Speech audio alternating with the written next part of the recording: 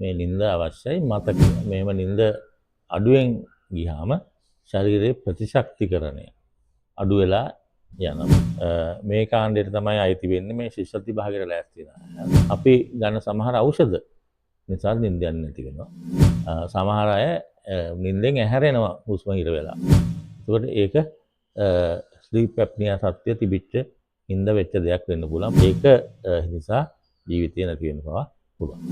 හීනෙන් ඇවිදිනවා නම් ඒක රෝගී තත්ත්වයක්.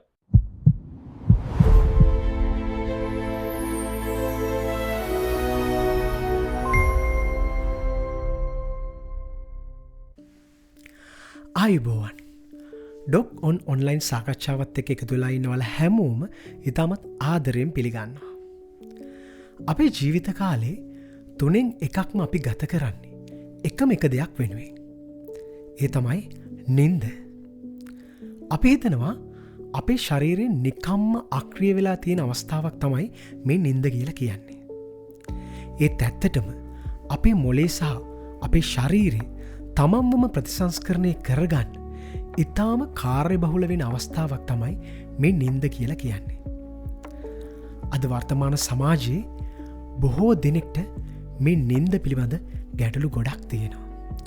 ඉතින් ඒ නිසා අපි අද ඩොක් ඔන්ලයින් වැඩසටහනේ මාතෘකාව කරගත්තා සුවදායි නින්දක් සහ එහි ඇති වටිනාකම පිළිබඳ සාකච්ඡා කරන්න.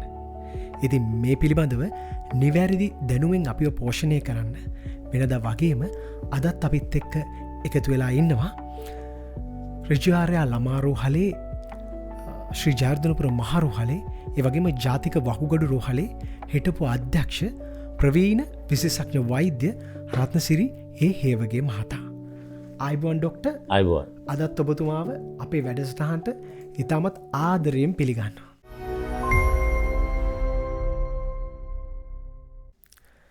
ඩොක්ටර්, අපි හැමෝම දන්නවා නින්ද කියන්නේ අපි හැම කෙනෙක්ගෙම පොදු අවශ්‍යතාවයක් කියලා. නමුත් වෛද්‍ය විද්‍යාත්මකව බැලුවොත් නින්ද අපේ ශරීරයේ පැවැත්මට සහ නිරෝගී භාවයට ඇයි මේ තරම්ම වැදගත් වෙන්නේ? අපි මේ ගැන මුලින්ම කතා කරමු. හොඳ නින්දක් නිරෝගී ජීවිතයක අත්‍යවශ්‍ය සාධකයක්. හොඳ නින්දකින් මතකයේ ශක්තිමත් කරනවා, ප්‍රතිශක්තිකරණය වැඩි කරනවා, හදවත් සෞඛ්‍ය තත්ත්වය ආරක්ෂා කරනවා, ඒ වගේම මානසික සම්පන්නතාවය රැකලා දෙනවා. ඒ නිසා නින්ද කියන්නේ අත්‍යවශ්‍ය වැදගත් සාධකයක් නිරෝගී ජීවිතයකට. ඩොක්ටර්, ඔබතුමා අපිට එවලා තිබුණා නින්ද ගැන ඉතාම වටිනා ප්‍රස්ථාරික සටහනක්. මං අපේ ප්‍රේක්ෂකයන්ට බලන්න මේ ප්‍රස්ථාරයේ තිරේ මතට යොමු කරනවා. මේ ද ස්ලීප් සයිකල් සටහනේ පෙන්වා දෙන ආකාරයට නින්දේ තියෙන විවිධ අධීරයන් මොනවද? සහ ඒවයින් අපේ මොලේට සිදුවන කාර්යභාරය පැහැදිලි කළොත්.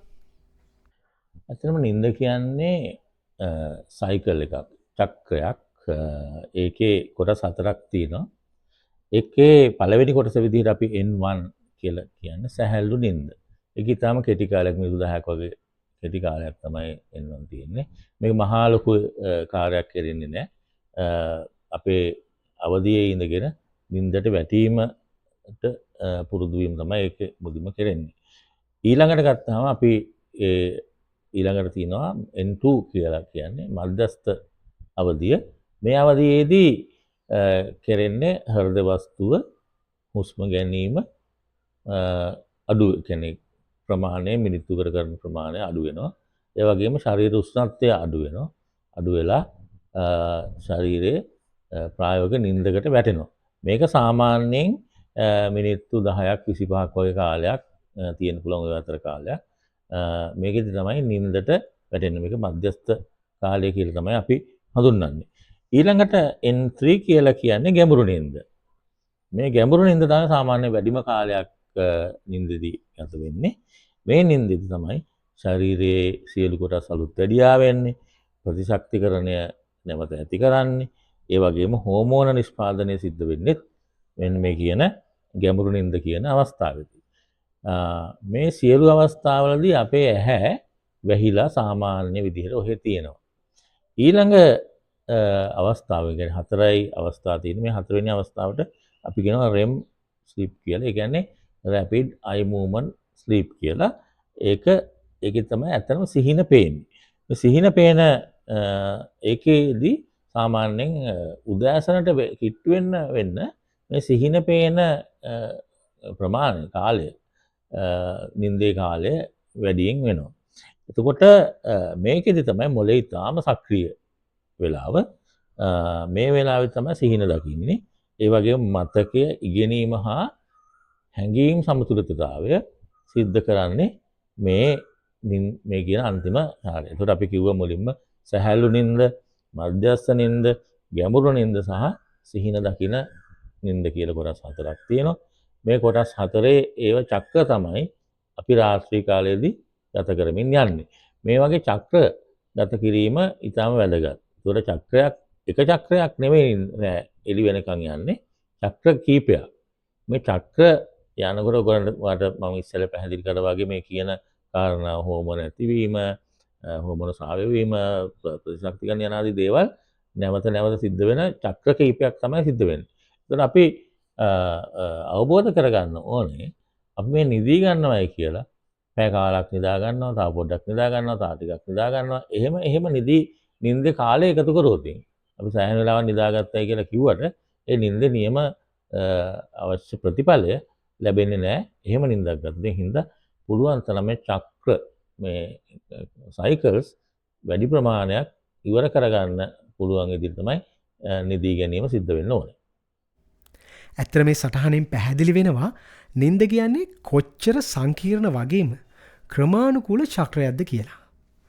එතකොට ඩොක්ටර් මේ චක්‍රය නිසියාකාරව සිදු නොවි කෙනෙකුට දිගින් දිගටම නින්ද අඩුවීමෙන් කෙටිකාලීනව සහ දිගුකාලීනව ඇතිවිය හැකි භයානක ප්‍රතිවිපාක මොනවද?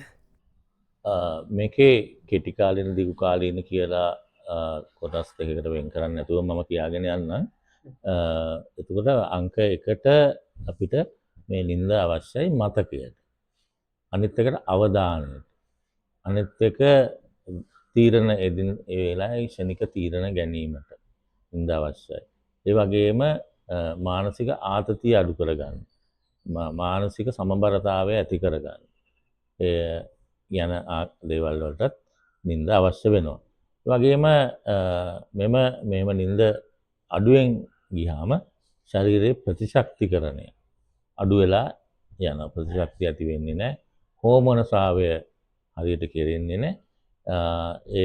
එවැනි දේවල් සිද්ධ වීම නිසා අධික රුධිර පීඩනය, දියවැඩියාව, කොලෙස්ටරෝල් වැනි දේවල් ඇති වෙනවා නින්ද හරියට කාලයක් නොගැනීම නිසා. ඒ වගේම අවසානයේදී හොයාගෙන තියෙනවා අනතුරු වලට ලක් වෙන අය අනතුරු සිදු කරන රියදුරන් පවා මේ නින්ද අඩුවෙන් ගත්ත අය කියලා හොයාගෙන තියෙනවා. ඒ නිසා නින්ද කියන්නේ ඉතාමත්ම වැදගත් සාධකයක් අපේ ශරීරයට. ඩොක්ටර් මිනිස්සුන්ගේ වයස් කාණ්ඩවලට අනුවත් මේ නින්දේ අවශ්‍යතාවය වෙනස් වෙනවද? ඔව්. ඇත්තටම ඉපදිච්ච ගමන් දරුවෙක්ට සාමාන්‍යයෙන් පැය 17ක් 17ක් වගේ ප්‍රමාණයක් පැය 24න් 17ක් විතර නිදා ගන්න එක හොඳයි කියලා තමයි කියන්නේ. මොකද සම්පූර්ණයෙන්ම ප්‍රතිශක්තිකරණය හැදෙනවා. සම්පූර්ණයෙන්ම හෝමෝන ක්‍රියාකාරීත්වය ඇඟ වැඩිම ආදී ගොඩක් දේවල් සිද්ධ වෙන අවශ්‍ය නිසා ඉපදිච්ච ගමන් දරුවෙක්ට පැය 17ක් විතර 17ක් විතර ප්‍රමාණයක් නිදා ගැනීම අවශ්‍යයි. ඊළඟට අපි ගත්තොත් අවුරුදු ඉඳගෙන අවුරුදු 12 දක්වා ළමයි දරුවන්ට මේ කාණ්ඩයට තමයි අයිති වෙන්නේ මේ ශිෂ්‍යත්ව විභාගයට ලෑස්ති වෙන අය. ඒතකොට වුණුත් පැය 9ක් 12ක් වගේ ප්‍රමාණයක්. පැය 24න් පැය 9ක් 12ක් අතර ප්‍රමාණයක් නිදා ගන්න එක අවශ්‍යයි. ඒතකොට තමයි මතකය ඇති වෙන්නේ. ඒතකොට තමයි තීරණ ගැනීම, අවධානය, ඉගෙනීම යන ආදී දේවල් හොඳට සිද්ධ වෙන්නේ මේ නිදා ගැනීම තුළින්. ඒතකොට අවුරුදු 1යි 12යි අතර ළමයින්ට පැය 9ක් 12ක් අතර ප්‍රමාණයක් නිින්ද අවශ්‍යයි. ඊට පස්සේ යෝන් වයේදී අපි ගත්තොත් A level කරන කාලේ ඔවුන්ට පැය 8ක් 10ක් වගේ ප්‍රමාණයක් නිදා ගන්න එක ඔවුන්ගේ මතක ශක්තියට වගේම ශරීරයේ සෞඛ්‍යයට වැදගත් වෙනවා. වැඩිහිටියන්ට අවුරුදු 18 ඉඳගෙන 64 දක්වා රාජකාරී කරන අයට පැය 7ක් 9ක් වගේ ප්‍රමාණයක් නිදා ගන්න එක හොඳයි කියලා තමයි කියන්නේ. ඊට පස්සේ ගත්තාම වැඩිහිටියෝ කියන්නේ අවුරුදු 65ට වැඩි අය විශ්‍රාම දිවියේ ගත කරන අය ඔවුන්ට පැය 7ක් 8ක් ප්‍රමාණයක් නිදා ගන්න එක තමයි නිර්දේශ වෙන්නේ. මේ යනාදී විදිහට විවිධ වයස්කාණ්ඩයන්ට අනුව නින්දේ ප්‍රමාණය වෙනස් වෙනවා. ඒ කියන්නේ වයසට පොඩි ළමයාගේ ඉඳගෙන වයසට යෑමේදී නින්ද ප්‍රමාණය අඩු වෙනවා. පොඩි ළමයින්ට නින්ද ප්‍රමාණය වැඩියෙන් අවශ්‍ය බව අපි මතක තියාගන්න ඕන. ඩොක්ටර් වර්තමානයේ බොහෝ දෙනෙක් කියන ගැටලුවක් තමයි ඇඳට ගියත් නින්ද යන්නේ නැහැ කියන එක. මේ නින්ද නොයාමේ නැත්නම් ඉන්සෝම්නියා තත්ත්වයේ ප්‍රධානතම හේතුව මොකක්ද? නින්ද නොයාමට බලපාන හේතු රාශියක් තියෙන්න පුළුවන්. එකක් තමයි මානසික ආතතිය. එකක් කනස්සල්. ඊට පස්සේ විෂාදය කියන්නේ ડિප්‍රෙෂන් කියන එක. මේ වැනි දේවලුත් නින්ද නොයන්න බලපානවා. ඒ වගේ වේදනාවක් තියෙනවා නම් ඒත් නින්ද යන්නේ නැහැ. ඊට අමතරව අපි ගන්න සමහර ඖෂධ නිසා නින්ද යන්නේ නැති වෙනවා. ඒ වගේම අපි නින්දට ඉස්සෙල්ලා කෝපි තේ වගේ උද්දීපනය වෙන පාන ගැනීම, ඒ වගේ දුම්පානය, මත්ද්‍රව්‍ය භාවිතය, ඒ වගේ දේවල් නිසා නින්ද යාම අඩු වෙනවා. මීට අමතරව දිගු කාලයක් එක ඒ කියන්නේ නින්දේ පුරුද්ද, ඒ කියන්නේ නින්ද ඉදිරියට, ඒ කියන්නේ අපි එකට කියනවා ස්ලීප් හයිජීන් කියලා. ඒක හරියට හදාගත්තේ නැති වුණාමත් නින්ද හරියට යන්නේ නැහැ. මොකද අද මේ එක වෙලාවක නිදා ගන්න, තව දවසක තව වෙලාවක නිදා ගන්න. ඒ නිසා ඒතොරත් නින්ද යාම හරියට සිද්ධ වෙන්නේ නැහැ. ඒගේ රිද්ම් එක හරියට වැඩ කරන්නේ නැති වුණා. ඒ වගේම ඩොක්ටර් සමාජයේ තවත් පිරිසක් ඉන්නවා නිදා ගන්නකොට අධික ලෙස ගොරවනවා. සමහර හිතනවා මේ ගොරවන්නේ තද නින්දක් ගිය නිසා කියලා. මේ වගේ ഘോഷාකාරී ලෙස ගොරවන එක සාමාන්‍ය දෙයක්ද නැත්නම් ඒ පිටුපස යම් රෝගී තත්ත්වයක් තියෙනවද? ගොරවන එක සාමාන්‍ය තත්ත්වයක් වෙන්නත් පුළුවන්, ඒ වගේ රෝගී තත්ත්වයක් වෙන්නත් පුළුවන්.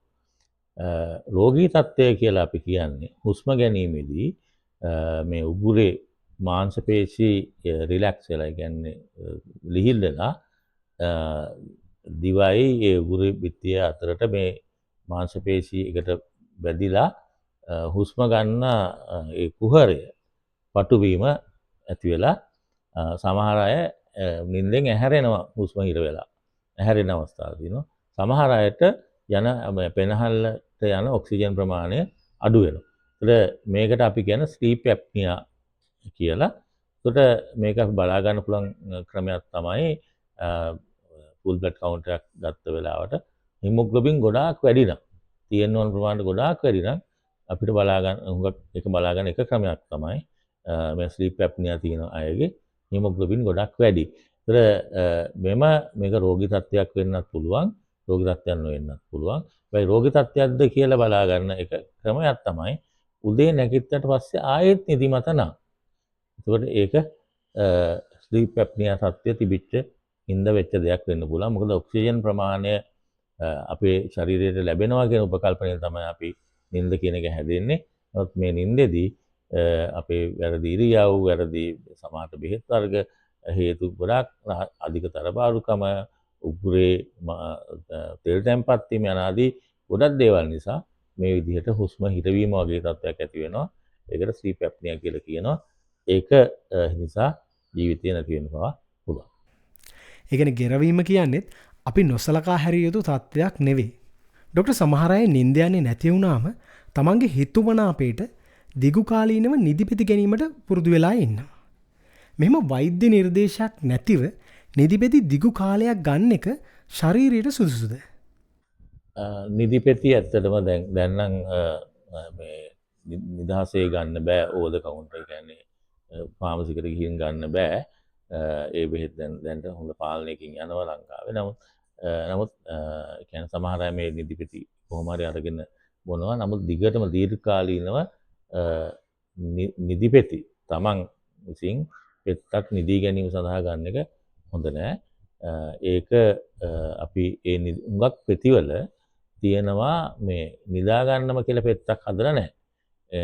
විශේෂ රෝගවලට හදපු බෙහෙත් වල එක සයිඩ් ඉෆෙක්ට් එකක් විදිහට තමයි අතුරු ආවාදයක් විදිහට තමයි නිින්ද කියන එක එන්නේ.